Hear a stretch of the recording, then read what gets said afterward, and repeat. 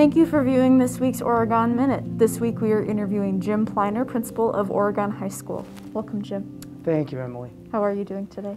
Doing okay. We are very busy, but we're really excited about some of the changes that are coming in spite of the challenges that lie ahead. Mm-hmm. So, how has your summer been? It has been incredibly busy. We are roughly 4 weeks away from our graduation, our virtual graduation of the class of 2020, and we spent a good balance of the summer preparing for that, as well as 3 potential starts to the school year. Once it was decided that we were going to need to start in a virtual manner, we really have worked extremely hard to make some substantial structural changes to the way that our school day will look and the school week will look, and that required an amazing amount of work. We've made some pretty substantial changes to our schedule in order to utilize the lessons we learned in the spring in a way that gives a better and more robust learning experience for our kids. What response have you gotten from staff and students about those preparations? You know, it was because it was made to improve the experiences for students and staff. It made perfect sense. And you know, my hat is off to my team. Just the associate principals who were involved in that movement, the student services faculty. We have had our teachers and our department chairs just really deeply involved with helping construct this in a really short turnaround time. So, and it became abundantly clear to us as we looked at the early guidelines and recommendations and requirements that came out of Public Health Madison-Dane County that it was going to be necessary for us to start in that virtual format. It was the safest format for students and for staff, and it was the most practical given kind of the resource allocation that we were looking at. I'm looking at the camera. I love our kids. I really do, and we really, really feel for you. And this is just a very, very difficult time because we're in control typically of so many of the factors and criteria that help us open our doors and conduct business. And in this situation, unfortunately, there's so many things that are outside of our control that are impacting the way in which we do business. The culture of Oregon High School is something that is extremely positive, and it's not really about bricks and glass windows and doors and desks. It's about the human beings that interact with one another. And while the rules of the game have changed a bit and a lot, it's just really going to be about this fall continuing to balance that, the important learning experiences, the content, and the skills and dispositions that our kids need to develop. In addition to that, the relationships and the social emotional elements that are part of growing up and staying happy, healthy, and safe. As a principal of a high school, did you ever think within our lifetime that this is something we would experience? Oh goodness, no. Are you kidding me? No, absolutely not. We have always been in crisis preparation on one thing or another over the course of time. You know, I think of the class of 2020 that we just graduated. They were born right in the shadow of 9/11, and so they were 9/11 babies. And as they grew up, there were elements that their generation, became a part of what we feared for, right? School shootings and school violence and things in the community were all things that we prepared for and we drilled for and we had protocols for, and whoever saw a pandemic being a part of the end of their high school experiences. And then as we look into the class of 2021 and beginning remotely, it is something that absolutely, if that was a part of my administrative training, I missed that day. But we are, it calls upon a lot of skills and a lot of, more than anything, just teamwork. And I couldn't be more fortunate to have such a professional and committed group of educators to work with. Thank you for tuning in to this week's Oregon Minute. This week we are interviewing Village President Jeannie Carpenter. Welcome, Jeannie. Hello, thanks for having me. How are you doing today? I am doing well. Awesome. Yeah. Awesome. So let's just jump right into it. What is it like to be village president during such an unprecedented health, social justice, and economic crisis? Gosh, that's a really big question. So the good news is that I was only village president less than a year than far as all this happened. So this is what I know, right? The good news is that we have amazing village staff who are super professional, continue on in their jobs no matter what, have been very good, very tight with budgets. This year's budget, we have a preliminary look coming up. October, we'll be doing the real work. It looks actually pretty good. It doesn't look terrible, but we know that in 2021, 2022, the budgets will probably look a little bit different. State aids will be down, shared revenue will be down. So we are already planning for the next year, the next 2 years, budget-wise. And when you are a growing community, when we're planning a new library, we're going to be talking about other new municipal buildings, all sorts of projects going on. I want to be very careful and very deliberate that we don't stop the steady planned growth that we have going on, but we do so in a really fiscally sound manner that doesn't raise taxes through the roof. So here's the good and the bad part of local municipal budgets. Believe it or not, 70% of our budget is personnel, because really what runs a small municipality is the people that you hire, okay? So we really only have 30% of the budget that we have to worry about. And so that has its pros and cons, right? Because there's fewer things that you can do. You have to be creative in financing. You have to always be looking for shared revenue, for development grants.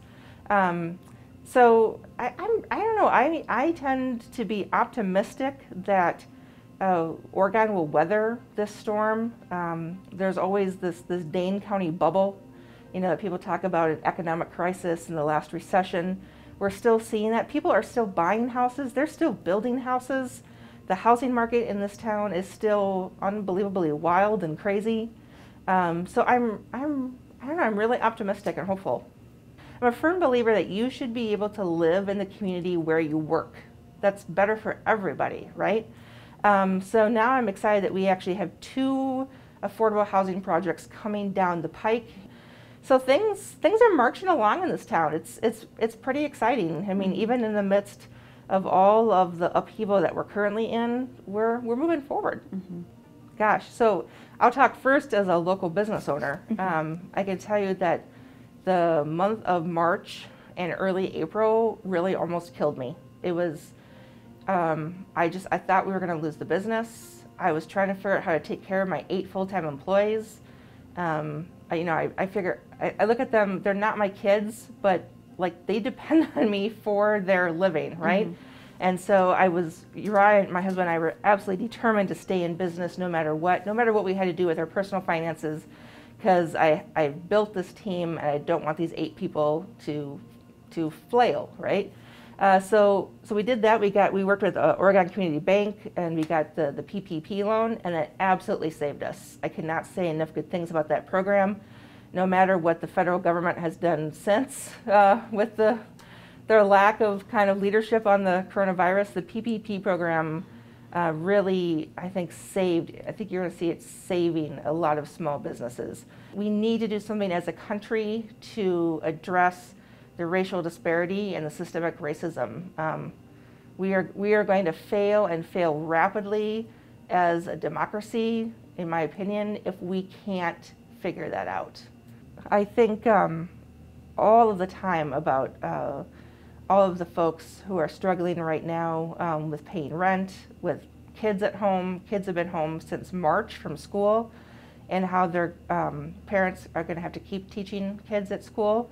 And I am just, my heart goes out to those folks. That's also something that I think about with our customers at the coffee shop. if people are, coming in and ordering, or even if they're doing the no contact online, we try to say hello and meet people in the eye and just say, how are you doing? Thank you, have a good day. Because for some people, that's like their only contact with someone who, isn't their kids, or maybe it's their only human contact for the day. And so we want people to know that we appreciate them, and we're in it together. Thank you for tuning into this week's Oregon Minute. Today we have the new lieutenant of the Oregon Police Department, Chad Schaub. How are you? Good. How are you today? Good. Good. So how long have you been with the police department now? I've actually been an officer in Oregon since I graduated from UW-Platteville in 2007. So Really? I started in October of 2007, and I've been an officer here ever since. Tell me how you've settled into your new position as lieutenant. It's been a little different. I actually went from, the biggest change for me has been wearing a uniform every day. I went from wearing plain clothes like you guys, and now I wear a uniform every single day. But it's been different activities that I've had to learn to do. I've been fortunate enough to work for the current chief now, Jennifer Pagenkoff.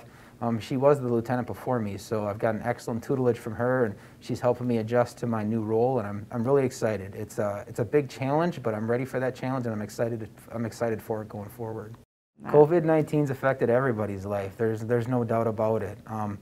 I have been fortunate enough, unlike a lot of people where they were laid off. I was fortunate enough that I wasn't laid off, and I came to work every single day, just like every one of our officers.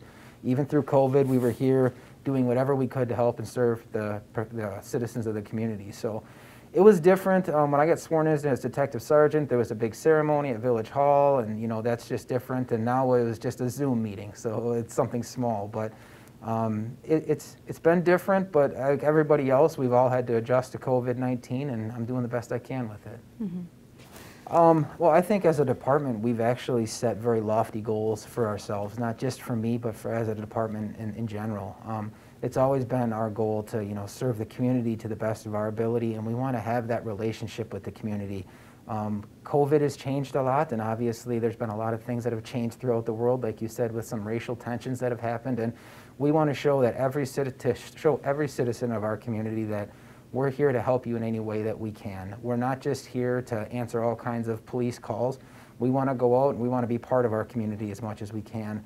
Unfortunately, with COVID right now, we can't go out and interact with people as much as we'd like to, but one of our major goals, and I know that the chief has set this, is we want to be a proactive agency, to be out with our community and out showing them that everybody in our community matters, and we want to show them that it doesn't matter who you are, we are here to help you, and we want to be the best we can for you and the best we can for the community in general. Mm-hmm. Right. I think overall we've been very fortunate in this community, and we've actually gained I don't think we've lost a lot of community trust in this community.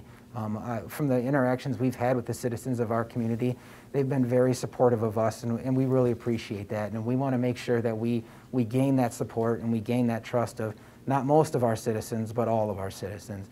And obviously there are probably some citizens right now that don't have the 100% trust in everything in us right now, and we want to work towards that. I know that our chief is going to be addressing a lot of these issues at the upcoming board meeting that's coming up on Monday night, so I don't want to steal too much of her thunder on that, but overall, just the working with these people and listening. A lot of people, they just want to be listened. They want to be heard. They want to have their chance to at least talk about things. So taking time to sit down and listen to these people and talk to people and have an honest conversation with people. There's a lot of things that people just don't want to hear right now, but one thing that I am a firm believer in, and I know that our chief and our department is having those conversations. They're not always easy, but that's what we're here for. We'll have those conversations, we'll listen, and we'll do the best we can. I'm not saying we can change everything. I'm not saying we're going to be able to change the world, but we're going to do everything we can to make sure that we have the best service and we're helping the citizens of this community the best we can.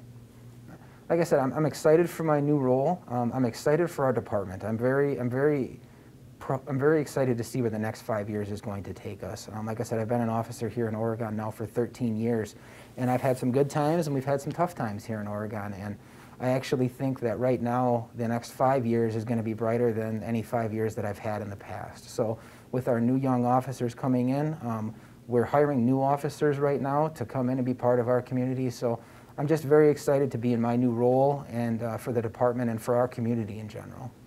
Thank you for viewing this week's Oregon Minute. Today we are interviewing Don Babinu, who is the new head coach for the Oregon Tradesmen team. Hi, how's it going? It's good. Good so far. So tell me, when did you become the head coach of the Oregon Tradesmen? So it was probably right around the April 1st date. My previous team, which is actually in the same division, they had sold due to some of the rink restrictions that they had there. And I've actually known part of the ownership group for quite some time, and they always say when one door closes, another one opens up. So they presented what they, were putting together here in Oregon as far as the tradesmen go, and it was one of those things where, as I've been doing this quite some time, this will be year 22 at this level. So I liked what they had to offer me and thought, you know what, let's go rebuild the program. That's what I guess that's my kind of area. New ownership change, new coaching change, kind of rebuilding. Usually my phone gets blown up with calls to try to do this. So here we are again, starting to create a new new team, new identity, and most importantly, community mentality first is what we're going to be all about. So tell me what background and skill sets you bring. You say you have a 22-year experience. So what background do you bring to this new head coach Sure. position? Well, I think I mentioned just a little bit. Doing as long as I have, it starts with the passion. You're no longer to play anymore. You still want to be involved in the game. So I started right at the age of 21. And here we are. I've only taken 2 years off to take a step back and coach high school hockey, and you always find yourself, you got a lot of junior life left in you, and then when people try to persuade you to get back into it, it's kind of hard not to. So I think it's more on the passion side, just being able to work with these young adults and help them strive to their goals and dreams, getting to the next level. We're tier 3, so whether it's tier 2, tier 1, most importantly, to try to get them to school, to college. Some will get scholarships, hefty grant money. But again, it's more than hockey here. It's a life experience. Like I said, the community service, depending on the COVID, that's what all of our teams that I've ever coached. We're going to get out into the public. We're going to make sure we make a positive impact wherever we go, whether it's in the grocery store, the way our guys just act in general. So I think the community will be happy with our performance, the product that we put on and off the ice. But I think as far as me bringing to the table, I'd like to believe it's leadership. I run a tight ship. I don't make a lot of trades and things like that.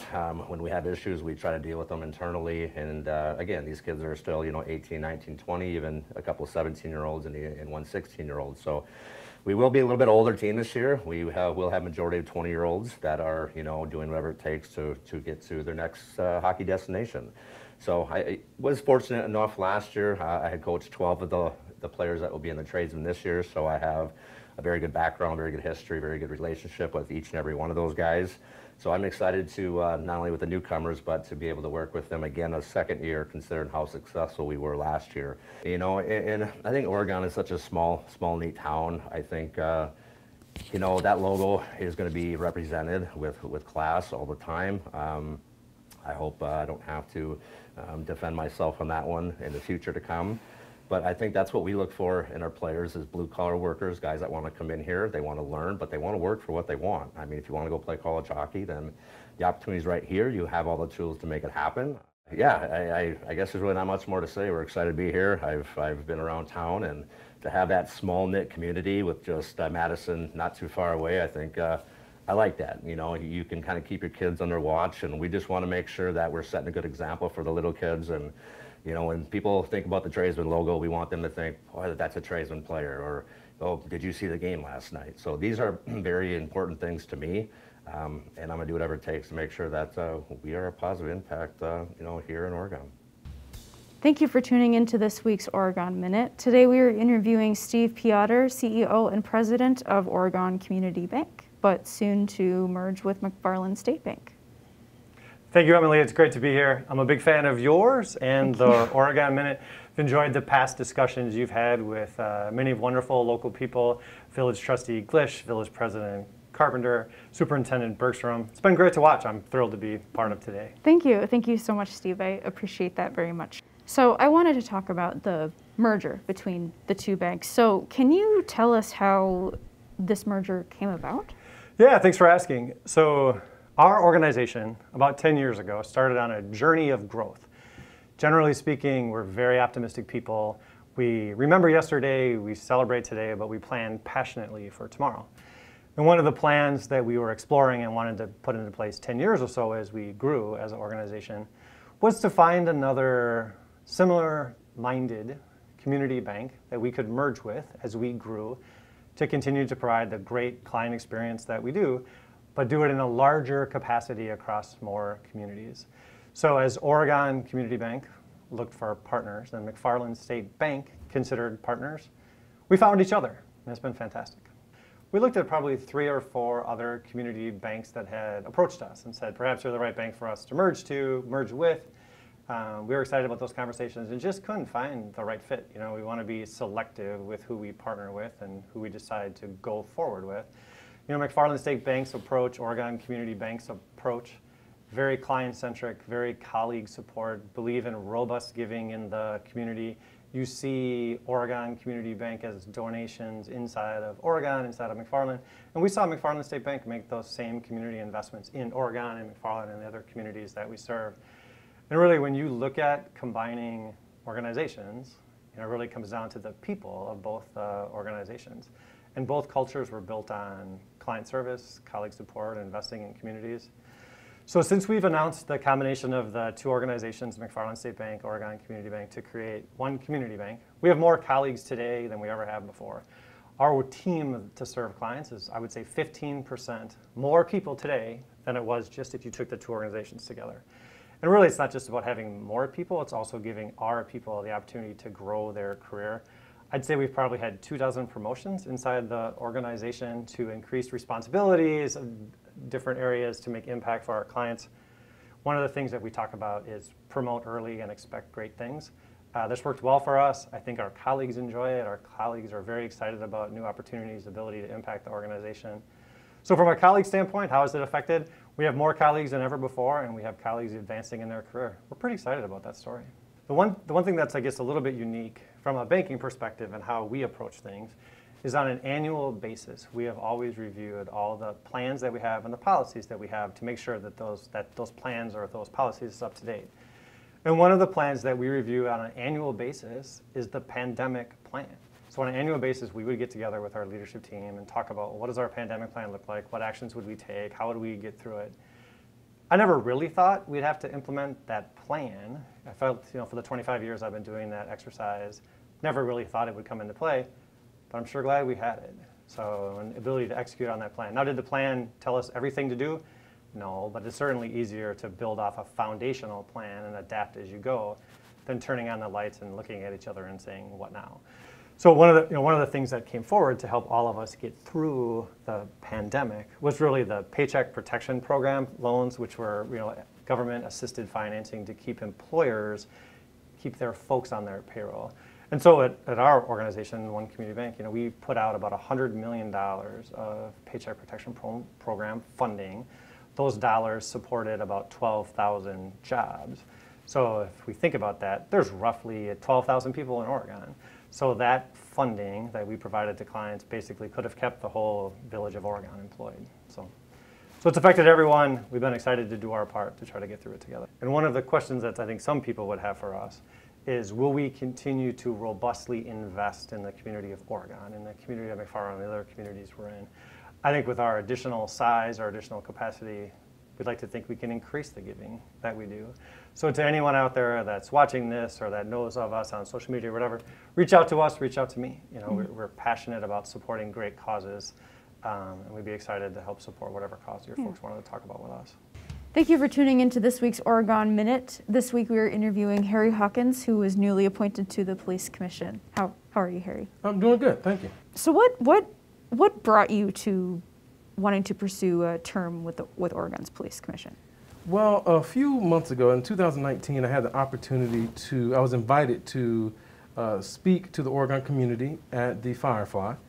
And while I was preparing for that talk, where essentially I was given some advice, some tips, some ideas about how white people and non-black people who were concerned about some of the racial injustice that African Americans were facing, particularly here in Oregon, when I was kind of giving them some tips and talking with my coworkers about that, my boss challenged me. He said, you know, you really need to become a part of the community. So my family, we've been here since August of 2012. And so I hadn't really joined anything. Part of that was my wife and I, we were in process for a home. And as you know, the real estate market in the greater Madison area is a bit of a race. So finding the house you want and being able to get it is a little challenging. But at this time, we were serious about finding a place in Oregon. And when my boss said, look, you can challenge other people, but you also need to be involved.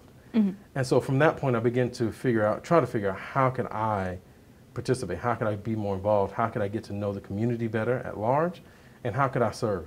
Can you tell me some things that you brought up at that particular presentation? Sure. So I remember I was nervous because I met with the Oregon Allies before, and they were talking about some of the issues they had with the police chief and the police department, and they were talking about some of the action they were taking. And you know, being a black guy in a small town, taking action against the police wasn't necessarily something that was high on my list. You know, and that's not to say anything against the police department. It's just one of those things that typically maybe you want to think about twice before you do, because there could be pushback. So I was nervous about that. And then public speaking always brings a measure of uncertainty and a little bit of fear. And so I remember there was, my boss has this eloquent way of saying what I kind of forgotten, made a very simplified version of. But what essentially I ended up with was telling people to learn, give, do. And my boss, the way I was supposed to say it was educate, affiliate, and donate. And so I couldn't remember the fancy way to say it. I was like, oh my gosh, what am I going to do? So I came away with the learn, give, do. And essentially it was learn about, you know, the issues that are facing our country and our community. And I say that are facing our community, not just African Americans, but these issues affect all of us. One of the best examples I have, unfortunately, is our current opioid epidemic. If we had treated heroin addiction and other issues like that 30, 40 years ago when they were hitting African American and Hispanic communities as a social health crisis, then now, 30, 40 years later, we would have policies, practices, systems, funding, organizations in place to help rural communities as they're going through some of the same struggles. But instead, a lot of rural communities are scrambling to find the help and the support they need to deal with this, you know, heartbreaking epidemic that's ravaging their communities. And so the idea was we need to learn about that history so we understand how we're connected. The other piece was to give to those groups that are doing something, because even if you're a great person, you're one person, you can't do it all. You need other people working on that. And then once you learn about those things and you've donated, then you can begin to go out and do some of those things. Find a way that's meaningful and that you're passionate about. So that was kind of what I talked about. Over the last year or so, I've had a chance to have a number of conversations with police in different departments across the Madison area. And one of the things that I've heard from them is that they want to be seen as people. They want to be seen as human. And it's difficult to do the work. And I think one of the things that has really been a disservice to both the police and the community is the rhetoric that there are two sides and the police and the community are on different sides. The reality is the police and the community should be working together. If you have a police officer who's not following the laws or the rules and they're doing something that endangers the community, we should get rid of them so that the police officers that are left can maintain that high dignity and honor.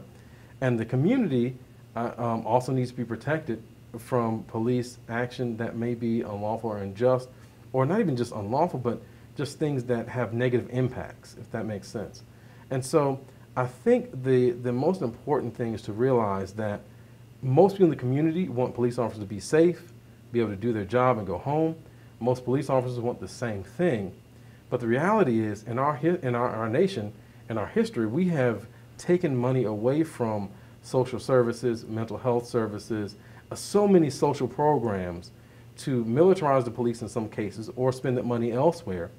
And now we have police officers who are dealing with things that they were not trained for, that they can't handle, and their jobs just become increasingly difficult and really untenable. And so really, if we look at what the communities are asking for, it's the same thing police are asking for, right? Someone to handle these issues who's trained for that. They can be safer. The community can be safer. So really, if we can hear each other and start to make some steps, and for me, I think the steps come from the police department since they have the power, and I'm hoping to bridge that gap for small amounts. But I think if we can begin to make some of those steps, then we can begin to work together on getting our politicians and our leaders to provide this sort of funding for the solutions that we actually need, because police officers, police departments already know that arresting people is not solving problems. The community knows that arresting people is not solving problems. So let's come together, figure out what the solutions are, and fund them. We are almost to the December deadline for the Capitol campaign. Can you give me a general update on where that's at? Yes, absolutely. Our community has been really generous. We've raised over $1.94 million as of today, which is amazing for a community of our size. We have a lot of fundraising activities going on right now. On Saturday, we did a trick-or-treat for the new library, where we had people of all ages came and made donations and received a free cookie from Fosdale's Bakery in Stoughton. They generously donated those cookies. We had kids come and donate, quarters, dimes, nickels, dollars. And we also had, adults come and be very generous as well. So that was a wonderful community event. Also fun to see all the Halloween costumes. We also have a number of other events coming up. We're really trying to do everything we can to get the word out in the community and to get as close as we can to reaching that goal before the end of the year. It's been really just wonderful and kind of heartwarming to see all the support we get. We obviously had a great support for the summer brat stand and Day of Giving we had, but it's really continued, which is great to see the excitement in the community and the support from people of all ages. And people are really doing what they can. Everybody's kind of doing their part, and that might look different, for one person versus someone else, but just doing what they can to make it happen.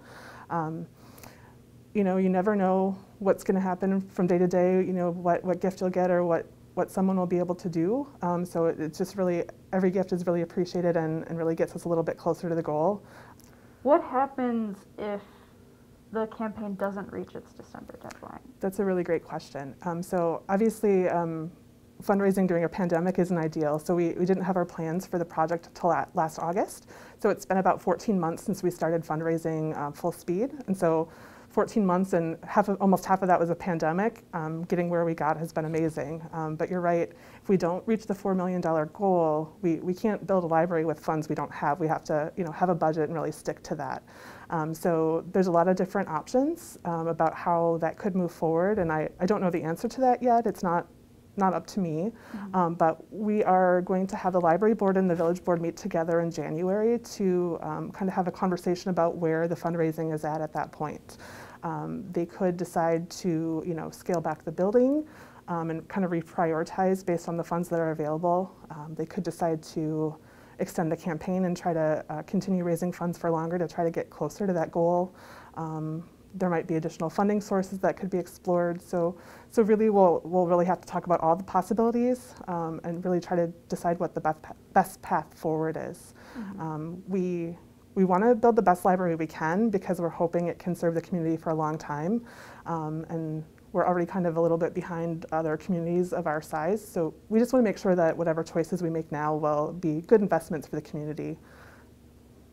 And then do you want to remind us what happens if we do reach the December deadline, what the next steps are after that? Sure. So once we have our budget set, we will rehire architectural services and we'll have the architect take the plans we have now, which are really conceptual. They're kind of just general ideas, and continue developing those, refining them, making them better, until we can get to plans that we can put out to bid and get the project built.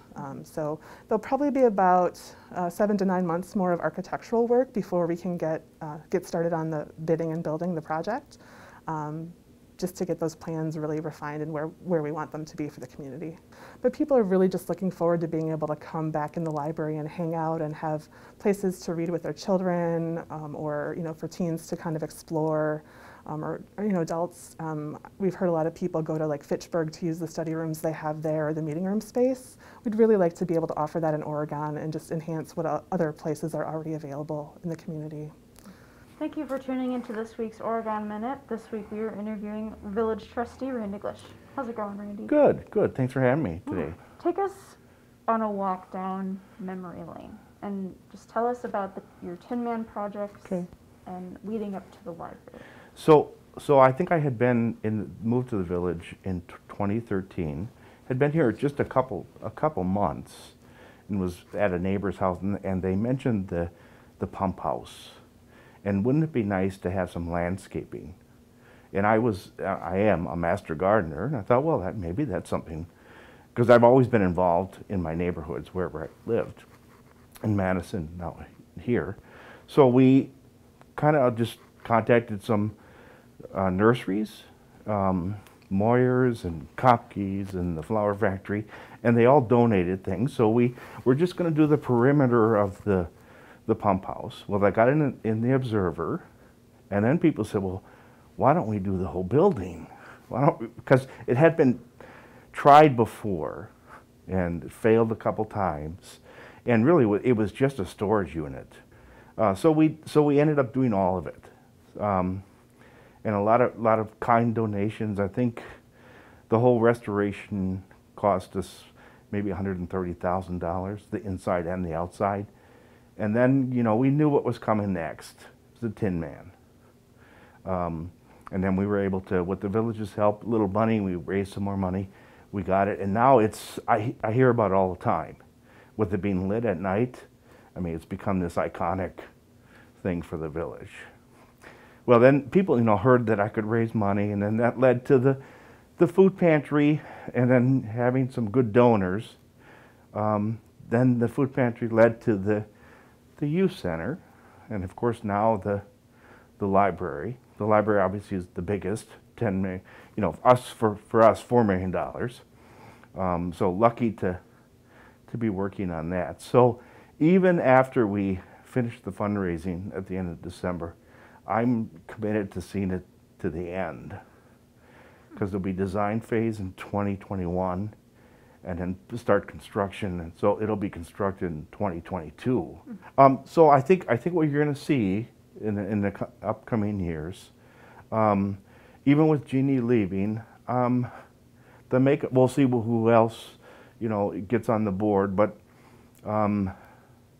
I think we have some really good staff, and I think the village board too is very forward thinking about what's the growth of the village and what's needed. Like the parks is a good example. We need more park space, and so we're constantly looking at that. We bought a piece of property back from the school district between Netherwood and Jefferson Street, and so there's some plans for some more sports fields and maybe some housing that's still up in the air. Even the fire department may need a satellite station at some point. So I think that people are thinking, it's not that we just go to the meetings and that's all we do. I think people are trying to think about the future and what's needed. We're growing. This week we are interviewing Jeannie Carpenter, village president. At least until April 2021, she has decided to not run for re-election. So I'm in my 8th year on the village board, and never expected it or thought it would be a career. So first of all, 8 years is a long time to do anything. And then second of all, I know I would be running again for village board if we weren't in the middle of a pandemic. Running a coffee shop is, if you come into the Firefly, or if you know me at all, I'm there every day. And I don't mind doing that because I really enjoy it. I like working. The problem is that the stress of the pandemic and the stress of keeping my doors open and meeting payroll is a lot to take on, in addition to the 20 hours a week, if not more, that being village president takes. Yeah, everyone who knows me knows that I am excited about Firefly Coffee House. I think that we have opportunities to open more Fireflies in Wisconsin. So let's backtrack a bit and talk about, let's reflect on your time as village board president. What's been one of your favorite aspects of being president? The the best part is that you you have your voice carries a little further when it comes to driving the agenda. So, and that was one thing that always frustrated me as a village board member. I could see all these things that the village was capable of, and I didn't feel like I could drive that agenda. We're currently doing this. We're setting aside funds, and we're working to create what is currently non-inspiringly called the Southeast Business Park. That to me is we have to start working on land to create places for more businesses to come to Oregon. We can't depend on residential housing to keep growing the new net construction worth. And that's what you build your budgets on, is what your new net worth is as a village, is how much more you can spend every year to keep building new things. People know that I am bound and determined to break ground on the library in 2021. I feel like we have this vision now for the village of the infrastructure and the facilities that we need to keep encouraging people to move here, right? So we have a 5-year capital improvement plan that has a new library. It has a plan for an updated state-of-the-art senior center. It has a plan for either renovating Village Hall or figuring out a new location. It has a plan for adding, at least 6, maybe 8 playing fields in this village. Sports are just absolutely huge here. Soccer, rugby, lacrosse, all these groups bring folks to the village. They bring money into our coffers. Let's build infrastructure facilities in the village of Oregon that make people want to move here.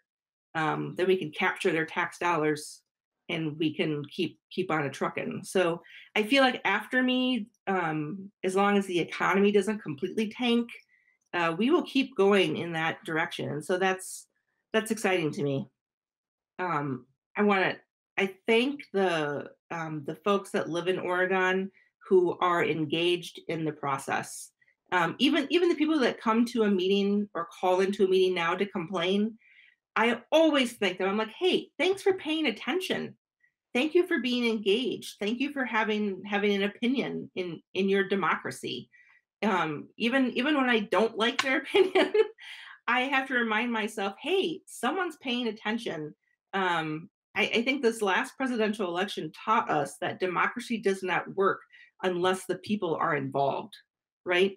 So that's one thing I want to say is we have a pretty involved citizenry in Oregon, and I want to tell people keep calling, keep coming to meetings, keep making your positions heard. You may not always get what you want, but everything that you say we listen to, and it makes a difference.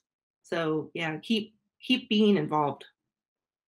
Welcome to this week's Oregon Minute. This week we are interviewing Brett Raymond from Lakestone Properties to talk more about the affordable housing development that's making its way to the village on Janesville Street. So it's been a long time in the making. We have a good relationship with village staff and Plan Commission and Village Board, and we did our first project in Oregon a few years ago, and ever since we have our just general follow-up calls with them, and they've talked about affordable housing and the need for affordable housing in Oregon, and it's a common thing that we hear through a lot of communities throughout Dane County, how affordable housing is needed. And so we started looking for land, and we had first reached out to this landowner about 3 years ago, and sometimes it takes a while. So we finally got under contracts earlier in the year, met with the village. They thought it'd be a great site for affordable, just because of the size of it. It's about 12 acres.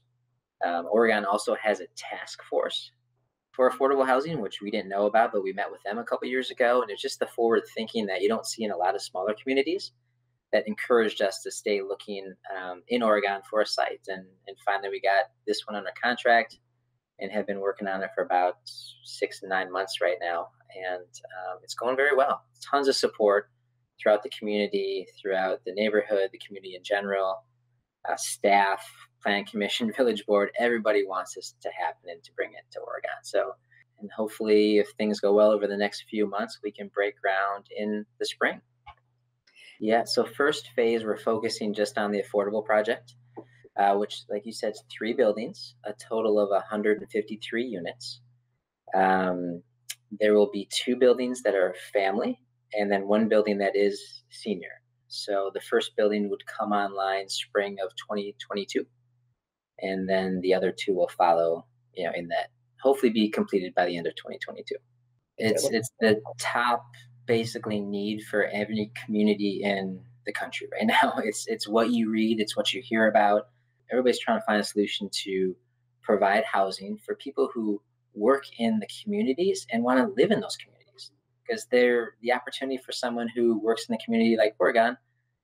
There's not that many opportunities. There's some market rate apartments, there's some housing, but it might be too much for them. So providing an affordable product, which isn't a couple $100s a month. So when we say affordable, it's really, we're catering to households that make $35,000 to $70,000 a year house. So it's just providing another opportunity for people who want to stay in the community they live in or who have family in to live there. I would just like to really, again, say thank you to the Oregon community. It's very refreshing to have everybody on the same page and to understand the need for something like this. And if this goes well, there's definitely more than this, so we're looking to build 153 units, which is a lot of units. But there's been housing studies that say, Oregon probably needs 200 to 300 units, and it's going to grow as the community grows and more retail comes into Oregon, more service workers. They need housing where they work. So if this is successful, and if people see it, and once they see it and like, wow, that's a really nice building and that's an affordable project, let's do more of these. Let's bring in more of this. I can see it growing throughout the community. It's just, like I said, very refreshing to everybody from the community members to the village staff, to Plan Commission, to Village Board, all being aligned with these goals. It makes our life a lot easier to get one of these projects done. So, welcome everyone to this week's Oregon Minute. As you can see, we are still doing our interviews from home and over Zoom for the time being, as COVID-19 cases continue to rise in the county and in the rest of the state. And speaking of COVID-19, we are actually interviewing Robert Kirchdorffer today, who is an assistant professor at the University of Wisconsin-Madison and the Department of Biochemistry there. You have, as I mentioned before, played a very significant role in both the research of COVID-19 and the development of a vaccine. So my research in San Diego at the Scripps Research Institute, it really kind of spanned a lot of different viruses. And I started off in influenza, and I moved to Ebola, and I finally found my way into coronaviruses. What we were really interested in coronaviruses was a protein called spike. And the spike protein of coronaviruses sits on the surface of the virus, and it helps the virus bind to host cells and then enter those host cells. And then that initiates the infection of that cell. And when we started this project back in about 2015, we didn't know too much about how the spike protein really folded up into its complex three-dimensional shape. Our initial studies were done with a virus called HKU1. This is a human coronavirus that typically causes common cold-like symptoms. And then we repeated those findings with the original SARS virus as well as MERS coronavirus. One of the challenges that we had in working with these proteins is that to be really functional, a protein also has to be dynamic. So a protein is not just a static three-dimensional structure. They're always flexing and moving. In the case of spike, they undergo these large shape changes. And that's part of their function to enter cells. In this case, we really wanted to encourage the protein to adopt a particular shape. And so when your immune system sees a virus, it recognizes particular forms of proteins. in this case, the relative or the relevant shape of the spike protein is called the pre-fusion form. And then throughout the virus life cycle, it transitions to a post-fusion form. But if we wanted to make antibodies against spike, we want those antibodies to target the pre-fusion form. Now, whereas HKU1 spike was really well behaved, when we started working on other coronavirus spikes like SARS, the original SARS coronavirus, and MERS coronavirus spikes, those were much more unstable. They tended to undergo these large shape changes spontaneously. And so our collaborators, Jason McClellan, designed 2 mutations in the viral spike protein based on our high resolution structure work to keep the spike in that initial pre-fusion conformation that is going to be ideal for presenting to the immune system to make antibodies. These so-called 2P mutations have now been incorporated into the spike vaccines that are being used by both Pfizer and Moderna. Coronaviruses frequently jump into the human population. Most of the time, that doesn't go anywhere. So you've got an animal, it has a coronavirus, that virus tries to jump into humans, but it can't make any headway and it just disappears. So emerging viruses, the human population is constantly being challenged with new viruses. And it's really just an unlucky roll of the dice that we wound up with something like SARS-CoV-2 that causes COVID-19. But again, if you roll the dice enough, eventually one of those perfect storm situations do come up. But for vaccines, what's really important is that you present a surface, a protein surface that looks like the authentic spike.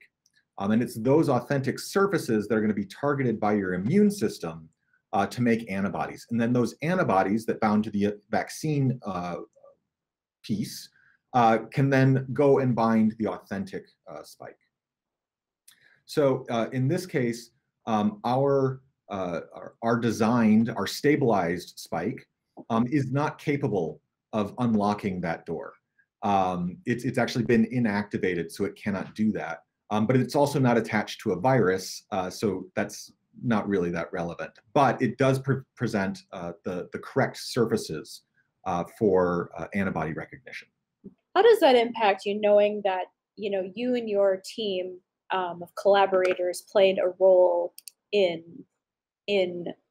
this effort?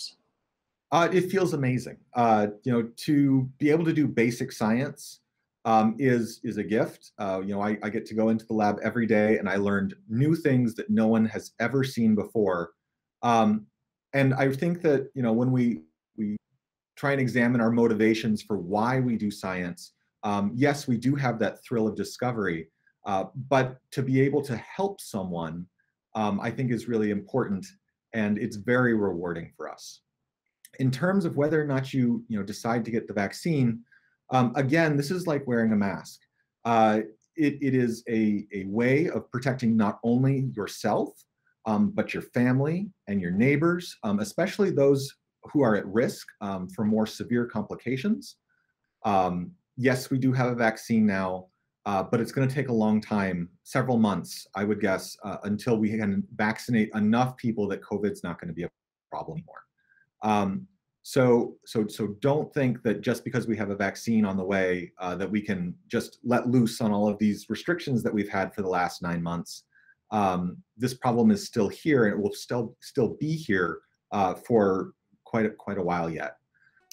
Welcome to this week's Oregon Minute. Today we are interviewing Steve Zack, who is the Oregon School Board president, but not for much longer, as he's decided to step down and not pursue re-election. So then, from 1999 to 2016, what were, before you became president?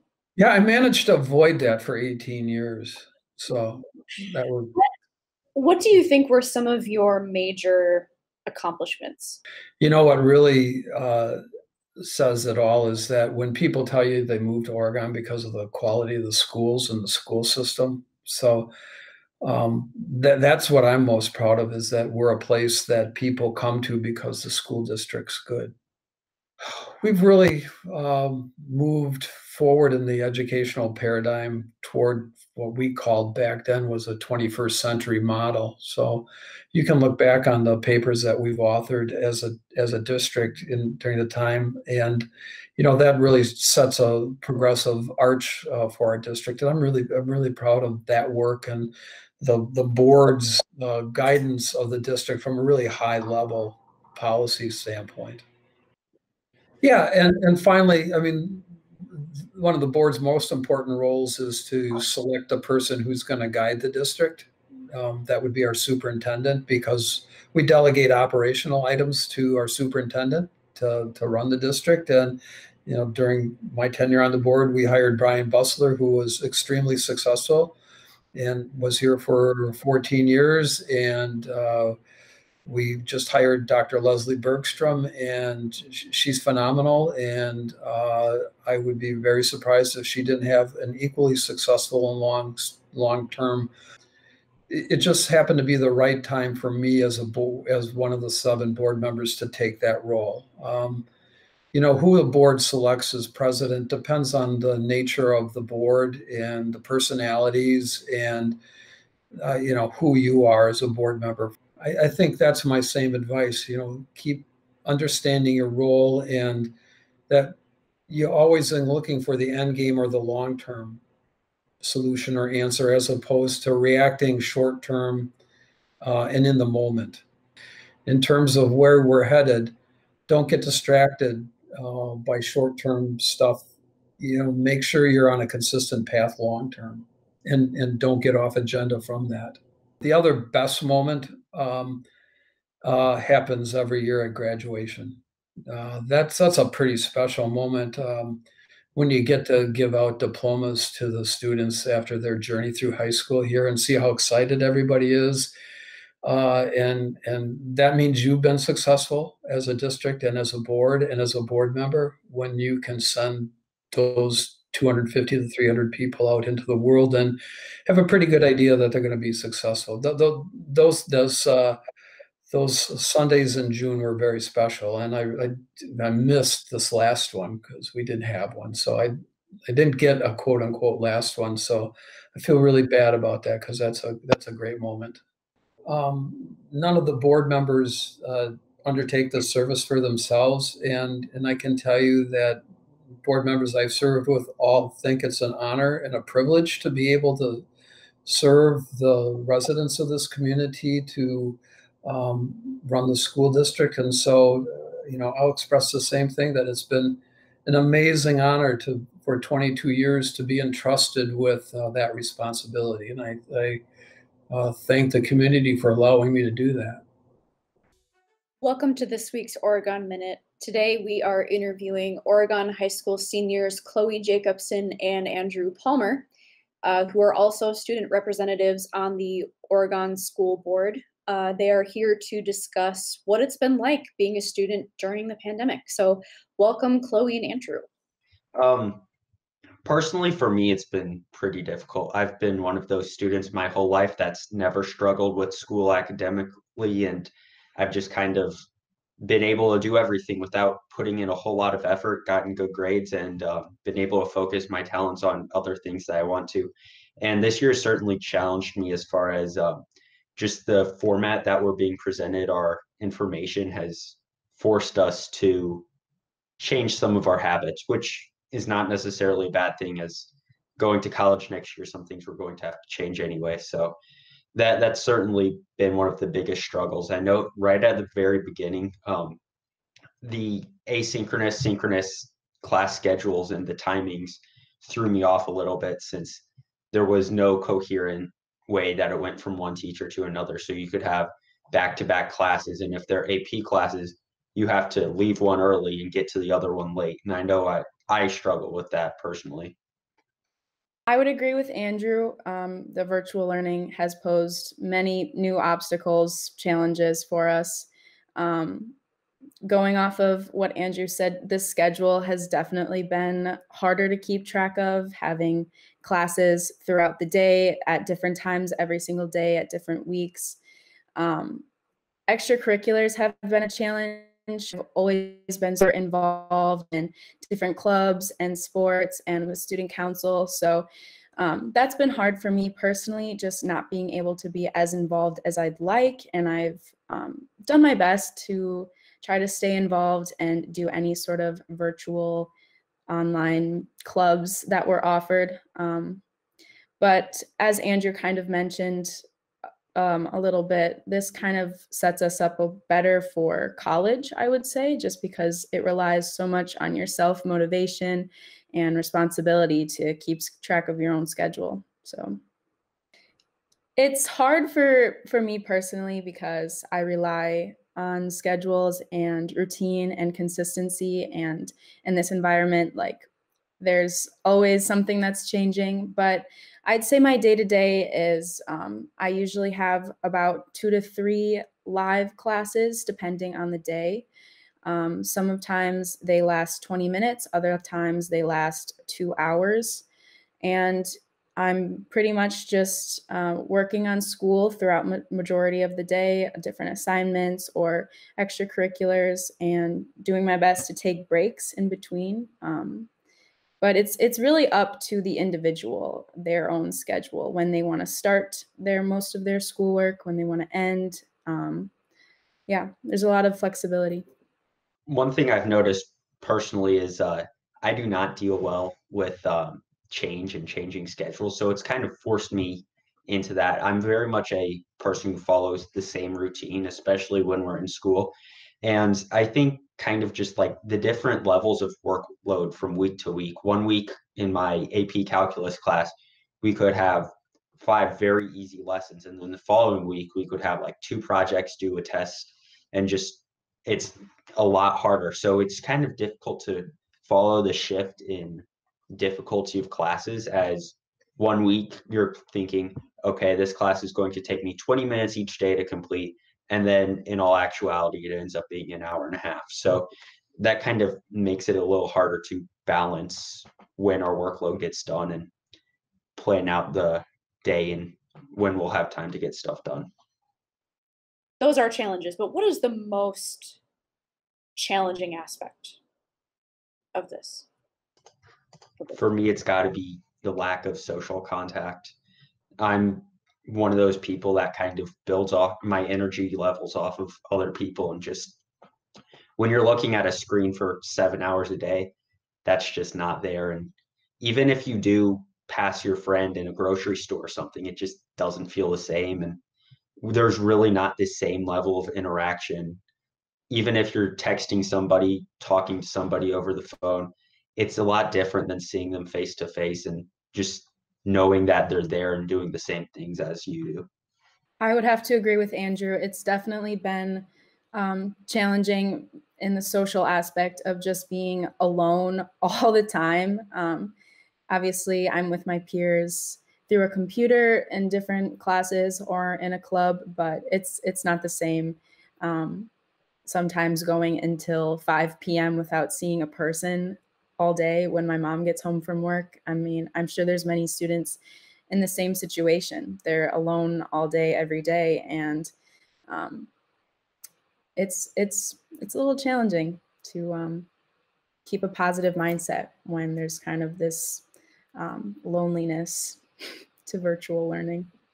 There's definitely been an impact on emotional health for me personally, and even my friends who I really haven't seen much of. I can tell that it's really taken a toll on them as well. It's gotten better throughout the semester. You know, I've really set into my sort of schedule and kind of gotten used to it. But in the beginning, it was hard.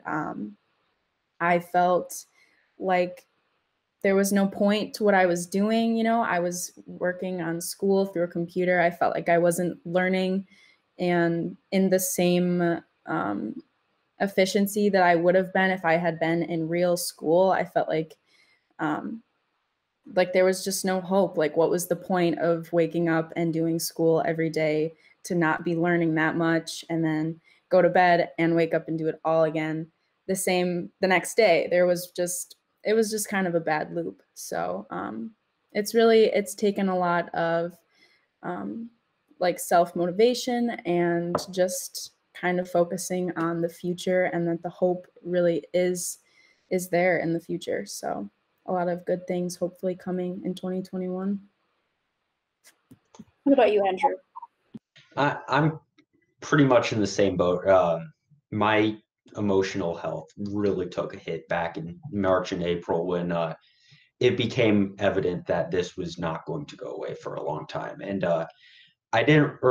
I have experienced some issues this school year, but it was really worse for me last year at the end of the year. I'm a baseball player, and normally I come out of winter and gear up and I'm ready for the season. That's one of the things that kind of keeps me grounded through the end of the year. And obviously that didn't happen. So it kind of threw me for a loop and made it a little difficult and made me question some things. And I just, it was a little bit of a struggle. And I think just the loneliness and not being able to see people kind of affects our learning too. And we're too busy worrying about how we feel, not too busy worrying about how we feel emotionally, but we're too busy focusing on making sure we're emotionally okay, that it becomes harder to learn the information that's presented to us in school. And that's been my experiences. When we do focus, and we have to focus on our emotional learning, it just kind of blocks out the learning that we do in school. So what are some things that you offered to the school board in that regard? At the start, I really kind of told them how the method, at least in the first few weeks of school, the methods they were presenting the information just wasn't working, and teachers couldn't really find a happy medium as far as lots of work and then a little work, and that it was really affecting, I know the high school students. I don't know very many younger level students, but so I was kind of trying to, when I gave my reports, trying to make them as aware as I could about these issues. And of course, I brought up, there was one student in my Panther Connections who mentioned that he would do school for 9 hours a day. And to me, that was just appalling, because we never are doing school for 9 hours a day if things are normal. And typically, there's not even 2 hours of homework additionally to the 7 hours that you do. So that just shocked me, and I presented that to the school board, and it kind of surprised some people, I think. And so I've personally tried to give them the most realistic and accurate information based on my interpretation, what I'm hearing and what I'm seeing from my fellow classmates. Going off of Andrew, I think our roles as student representatives in the school board is also just from an informative aspect, just kind of keeping them updated at what kind of clubs have gotten started, what kind of like what's going on in the high school, what we have, what kind of lessons we received in our homeroom classes, kind of that sort of things. I also, as being a representative of the students, I think it's also important to be informed from what we learn in the school board. I think that more students should watch the school board on YouTube or watch their live stream, because I mean, you really learn a lot from a lot of the different information on what's going on with the COVID-19 pandemic and how, like, where we're at. So what are some lessons that you've learned about maybe coping, holding out hope, looking forward to the future? I would say just always being reminded that we're really all experiencing this, and we're all going through some sort of challenge, obstacle, and everyone's having a hard time. This 2020 was definitely really rough on a lot of people, from the students to the teachers, the administrators, and just kind of having that reminder that we're really all in this together, that we should really all rely on each other. That's kind of been the biggest thing that I've tried to focus on and remind my peers in different meetings and just being a student leader, trying to keep an optimistic perspective because there is hope in the future. And in the meantime, let's all talk about what we're going through. Let's, we might not be together in person. We can still connect virtually and try to find some support from each other. Yeah, I agree with Chloe. I've really tried to focus on making sure people know they aren't alone and reducing as much of that isolation as we can. Obviously, like Chloe said, she doesn't go some days without seeing another human being until 5 p.m. and we just can't avoid that really. But we just need to be there for the students that want the help, and sometimes there are students that aren't really willing to admit they need the help. So we just need to be caring and not forceful, but we need to be willing to give them anything they need. And occasionally we might need to push it a little further.